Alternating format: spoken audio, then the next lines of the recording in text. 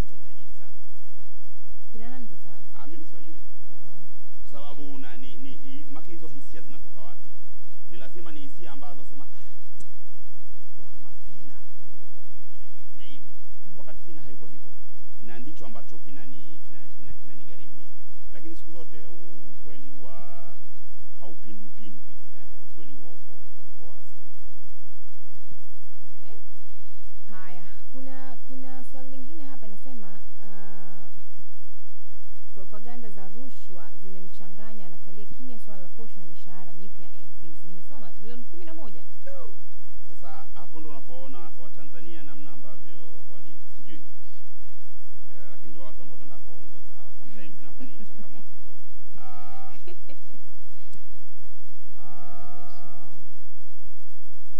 Unajua siku ile mjadala wa bajeti ya Wizara ya Nishati na Madini ndio siku ambayo wabunge walilipwa posho mpya na mishahara mpya. Kwa hiyo mjadala ule na wabunge wakawa wakali kweli. Wabunge ambao tuliwahi kuwasikia tuliwasikia wanasema kwa ukali kweli kweli. Na hapo unajiuliza wametoka wapi hao? Lakini kumbe wananchi walikuwa wanapumbazwa.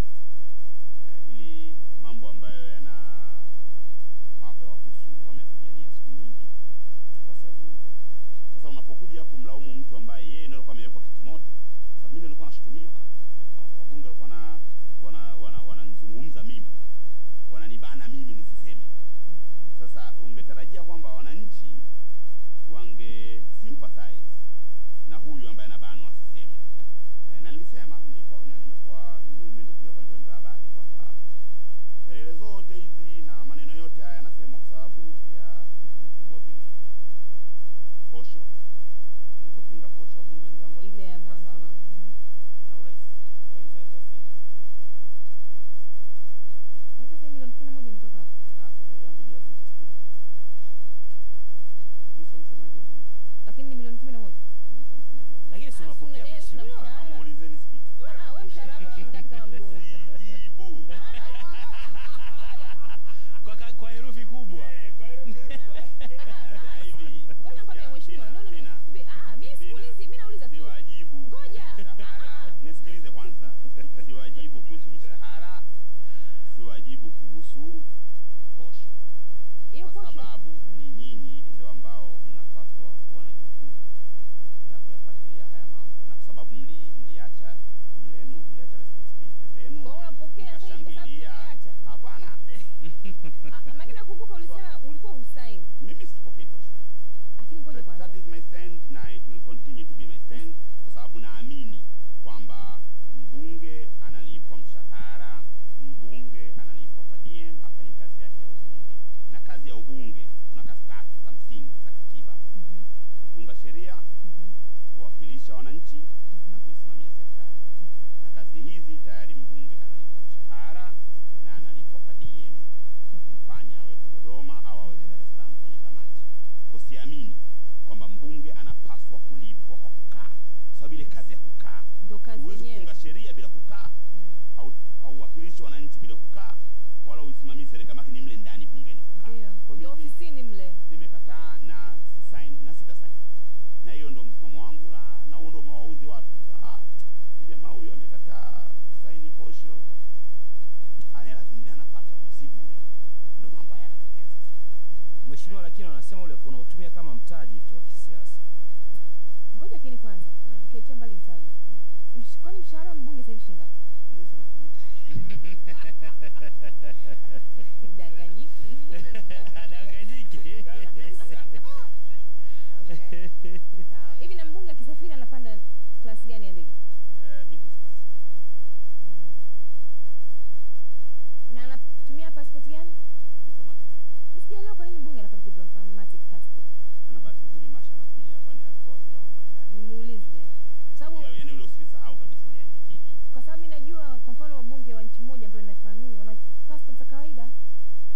Tumuuliza waziri wa zamani wa mambo ya ndani. Tamuuliza. Sawa. Okay. Mshahara wa mbunge. Hebu Google mshahara wa mbunge sasa hivi Kagoma hapa anaweza akatuverify hapo hapa hata milioni.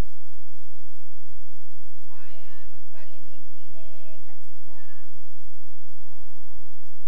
haya, huyu ameuliza kusema na kama linahitaji kufikiria unless kama wewe unaweza ukalitoa hapo kichwani sasa hivi. Anasema katika miaka 50 iliyopita kungekuwa na tuzo itwayo the Golden Tanzanian in 50 years katika nyanja zifuatazo, ungempa nani? Awe hai au awe ametangulia mbele ya haki? Statesman. Ngoja niziendelee wakati tunaendelea kufikiria. Statesman, economist,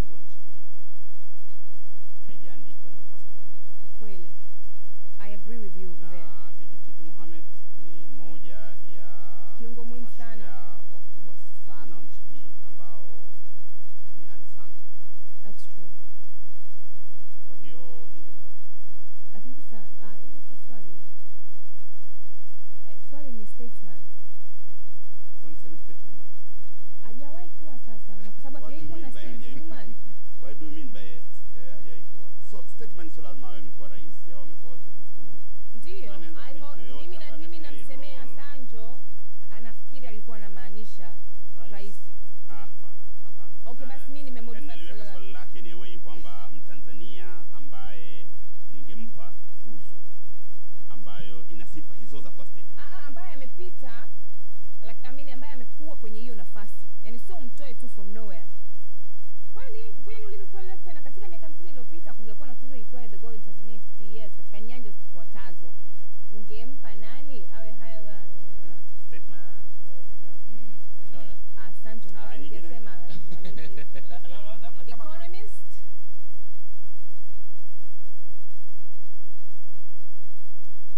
We have a very good economist ambaye naye pia wasomi wanamjua, Justinian Rema. Wasomi wanamjua. Yuko wapi sasa? Lakini amefariki stress iliyopita, lakini amefanya kazi kubwa sana. Alikuwa at one time idara ya mipango, mkuu wa mipango. Lakini ni mtu ambaye hata maandishi yake yanaonyesha ni mtu ambaye anafanya kazi kubwa sana. What is that one thing ambayo utamkumbukia? No, ameandika kuhusiana na mipango. Actually alimchallenge Mwalimu kuhusiana na namna ambavyo anatekeleza jamaa, namna ambavyo tunapaswa kuunda uchumi wetu in 70s. Na Mwalimu akampa majukumu kumwambia haya sasa una criticize kutoka chuo kikuu ndio ufanye kazi. Lakini baadaye akaenda kufanya kazi Umoja wa Mataifa. Na ni mtu ambaye nasoma sana maandiko yake nyakati ambazo nimetulia kwa ajili ya kuweza kuona ni wapi ambapo tumekosea, kwa nini nchi yetu bado inaendelea kwa katika hali hii ya ufukara na umaskini. Miongoni mwa watu ambao nawasoma ni pamoja na yeye. Chief Executive Officer.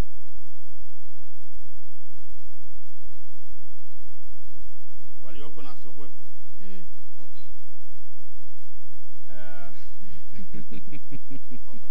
Mpaka sasa bado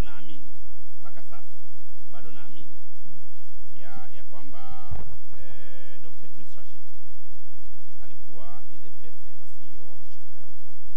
Mpaka sasa bado naamini.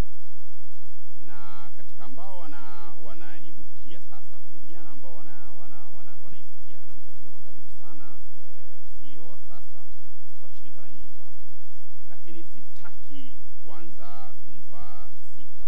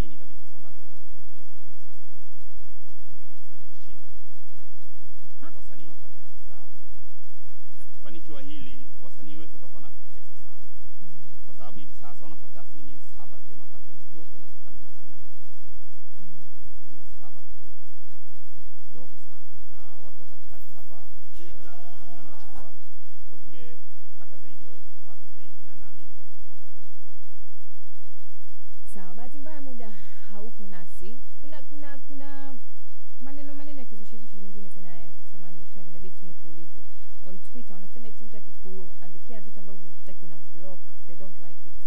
Eti ni kweli? Yaani usipofurahi